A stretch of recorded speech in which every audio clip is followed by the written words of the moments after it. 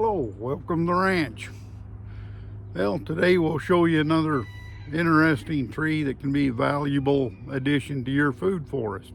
This one can be a little unconventional, but really I believe that just because you like a tree, love how it looks, that can be good enough reason to include it in your food forest.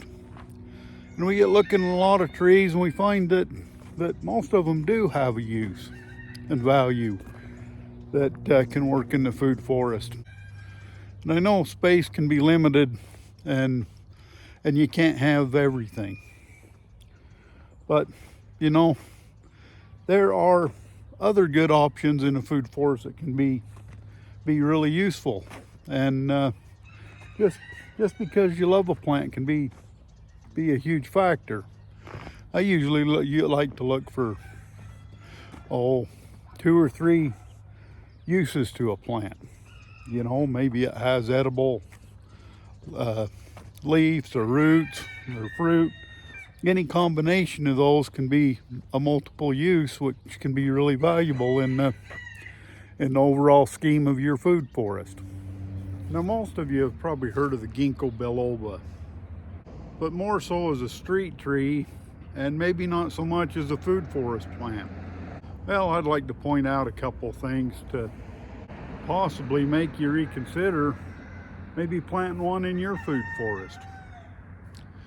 First of all, they are beautiful and they do have herbal uses. I mean, I like to enjoy some ginkgo tea now and again.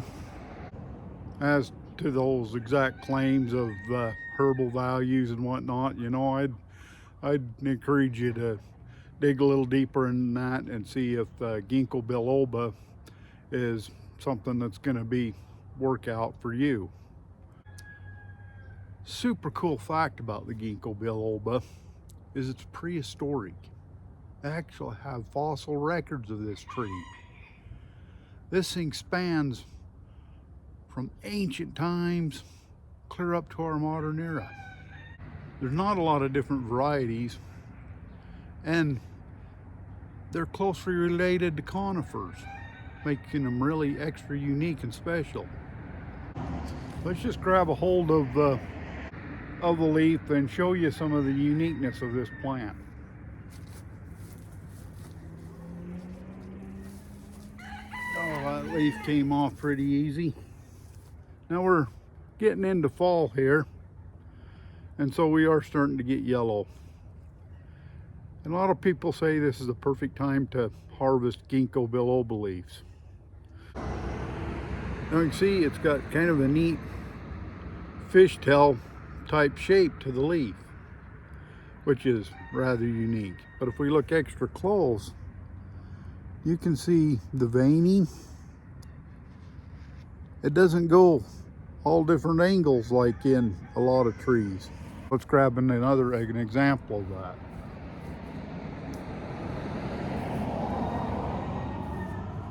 This is just some weed tree that needs to be taken out, but you can see how the veins go up and down up the main stem, whereas in the ginkgo they don't do that.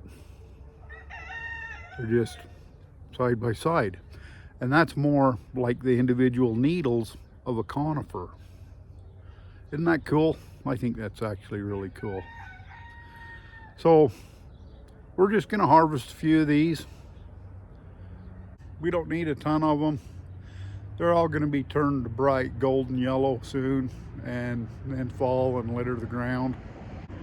In the food forest, I don't worry about raking up the leaves. They're going to be quickly decomposed by spring and just add to and build my soil.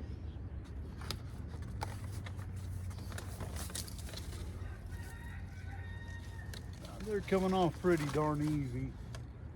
Just a little bit of a pull. A couple weeks ago I was out here pulling on them and they didn't want to pull free very easy. And so you probably need some nippers or something to clip them off if you're a little bit earlier than I am.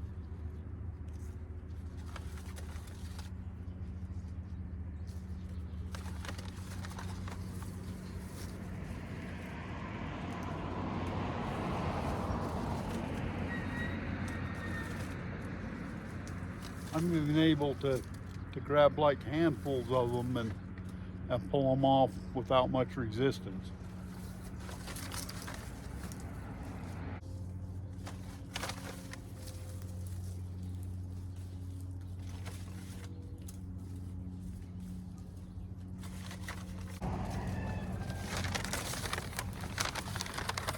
Well, we've collected up a fair number, more than enough to last us all winter, all spring really, all the way till next year. Not trying to make any money off this plant. Just love it for all of its uniqueness and a few cups of tea. Another thing you need to know about ginkgos is they do have the male and female separate plants. The females are supposed to have a somewhat edible fruit or nut, but it's also supposed to be extremely odorous. And I didn't really want the odor in my area.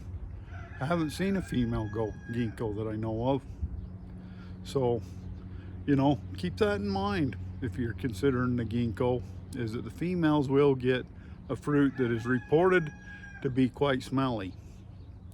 So I just stick to the male plant, and that's going to be mostly what you're going to find is the male plant that people are planting for street trees and things like that. I find it can be a great perimeter tree in a food forest, help block out some of the elements from outside the food forest, to where it's a super tough, hardy first barrier tree against things like wind and storms and possibly even pollution. But if there's a single tree that's going to get you your prehistoric zen on, man, the ginkgo is a good candidate. Just ancient, timeless, tough, hardy survivor. It's seen woolly mammoths, and it's seen our internet age, and who knows how much longer it'll go on. They also have specimens in Japan that survived the nuclear blast. Doesn't get any tougher and hardier than that. Prehistoric and ancient. The callow light just dances on those leaves. Same way it did when the mammoths walked the earth. All that megafauna was known by this tree. We can still enjoy it in this day. It brings in a natural peace and harmony. Seamless and with no effort, it blends right into the food forest. That gets my prehistoric zen in tune. So why not consider the Ginkgo biloba for your food forest, or even as a great yard tree? Can't really go wrong with it. Well, I hope you found this useful and appreciate you watching. Check back in on me sometime.